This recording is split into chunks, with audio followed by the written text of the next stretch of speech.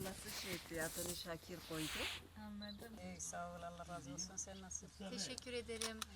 Biz Ya bir şey olmaz. Allah eli ayağı düşürmesin Amin, teyzem. amin, Hani kurban. biz de ihtiyarlayacağız. Amin, Kimin eli ayağı amin, düşürme hiç amin, belli amin. olmaz. Kıymeti bilmek gerekiyor. Bak ne kadar güzel. Kaç Vallahi. yaşındasınız hala birbirinize Ha bakıyorsunuz. bakayım vallahi Yani. depremde bu dolayı yeni de Ses. çocuklar yaptı. İnşallah bir sağlık problemi falan olmadı Sonra hani. vallahi yeni çocuk. Anne ilişkiniz nasıl gidiyor soruyorlar Çok güzel mı? gidiyor, arkadaş gibiyiz.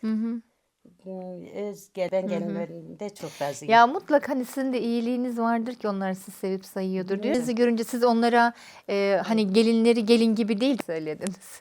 Çünkü artık babası gile gittim misafir orada. Biz Bayram Başkanı selamıyla geldik buraya. Bir gidin büyüklerimizin elini öpün. Hal hatırlarını sorun. Allah razı olsun. Sizden de Allah razı olsun. diye sesleneyim. Gülüm diye seslenirsin. Nasıl bakıyorsun ona? Kendine iyi bak. Görüşürüz. Sağ ol sizden. Hadi emanet.